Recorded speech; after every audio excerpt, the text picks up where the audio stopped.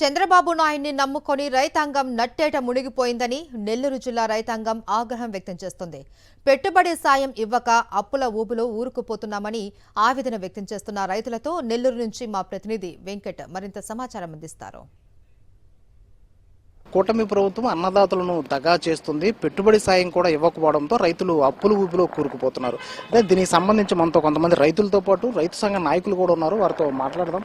మీరు చెప్పిన ప్రభుత్వం అధికారంలోకి వచ్చిన వెంటనే అన్నదాత సుఖీభావ కింద 20,000 ఆర్థిక సాయం చేస్తామని కూటమి ప్రభుత్వం చెప్పింది. ఇంతవరకు అసలు ఎక్కడైనా ఆర్థిక సాయం అందిందా? ఎవరికి ఎటువంటి ఆర్థిక సహాయం చంద్రబాబు నాయుడు పరిపాలనలో జరగలేదు.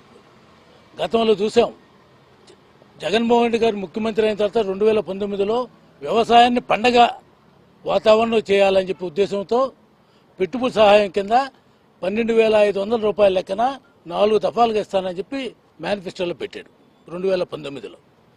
ముఖ్యమంత్రి అయిన తర్వాత 13,500 పెంచి 5 సంవత్సరాలు ఆ రోజు పెట్టుబడి సహాయం కింద రైతు భరోసా అని పేరు పెట్టి ఆ రోజు ఇవ్వటం జరిగింది.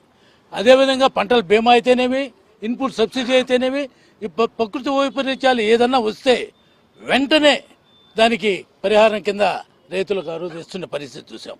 ఆ రోజు విద్యుత్తు వ్యవసాయానికి రాత్రులు వస్తున్న సందర్భంలో ఎంతోమంది కరెంట్ షాక్ తగిలి చనిపోయిన రైతుల పరిస్థితి చూసి పట్టపొగులే 9 గంటల కరెంటు ఇచ్చిన ఘనత రైతులకి అది జగన్మోహన్ రెడ్డి గారి పరిపాలనలోనే జరిగింది. ఆ రోజు ఎలక్ట్రిసిటీ రిఫార్మ్స్ కోసం దాదాపు 1,700 కోట్ల రూపాయలు ఆ రోజు రైతుల కోసంగా ఖర్చు పెట్టడం జరిగింది.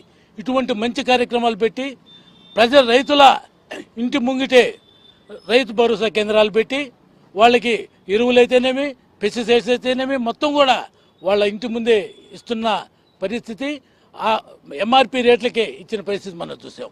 ఈరోజు చూస్తున్నాం, ఎన్నికల్లో ఆయన 13,500 ఇచ్చాడు, నేను 20,000 ఇస్తా, ఇన్ని కలబుల్లి మాటలు చెప్పి ఈరోజు సంవత్సరమైనా కూడా ఈరోజు ₹1 కూడా రైతులకు ఇచ్చిన పరిస్థితి లేదు. ఈ నష్టాన్ని, ఈ కష్టాన్ని, ఈ మోసాన్ని రైతులు మర్చిపోరని చెప్పి కూడా నేను తెలియజేసుకుంటాను. మీరు ఒక రైతుగా చెప్పండి, రేపు వైఎస్ఆర్ కాంగ్రెస్ పార్టీ అన్నదాతలకు అండగా నిరసన కార్యక్రమాన్ని చేపడుతుంది. ఆ నిరసన కార్యక్రమానికి రైతాంగం అంతా కూడా మద్దతు ఉందా? మద్దతు ఉంది. తప్పనిసరిగా అందరం రేపు కలెక్టరేట్ ముట్టడిస్తాం. గతంలో మేము అరటి చెట్లు వరి వేసేవాడిని. నేను అరటి చెట్లు పంట గాలికి దెబ్బతింటే కూడా 2వ నెలలో 30,000 ఆర్థిక సాయం ఇచ్చాడు. 2వ నెలలో పడ్డాయి. ఇప్పుడు ఆ విధంగా లేదు. రేపు ఏ పరిస్థితి ఉందో మాకైతే తెలవదు, దేవుడే దిక్కు మాకు. ఆ విధంగా అన్యాయంగా కూటమి ప్రభు ఏం చేయలే.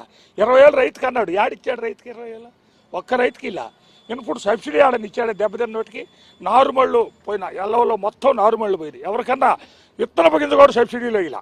మేము అదే ఆ ప్రభుత్వంలో మేము 80% ఫ్రీగా విత్తనాలు తీసుకొని అందరికీ మా ఊళ్ళో పంచాం. మేము అమ్మడి ఉండి అందరికీ ఇప్పించాం.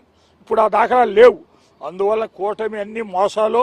2027లో జమిలీ ఎన్నికలు వస్తాయి, రైతులు ఏందో సత్తా చూపిస్తారో అప్పుడు పోతాడు చంద్రబాబు. నేను ఆ విధంగా కోరుకుంటున్నాను. సో మొత్తంగా అన్నదాతలకు ఇచ్చిన ప్రతి ఒక్క హామీని అమలు చేయకపోతే చంద్రబాబు చరిత్రహీనుడిగా మిగిలిపోతారని చెప్పేసి నెల్లూరు జిల్లా రైతాంగం ఆగ్రహం వ్యక్తం చేసినట్టు పరిస్థితి కనిపిస్తుంది. కెమెరామెన్ భద్రత, వెంకట్, సాక్షి టీవీ, కోవూరు నుంచి.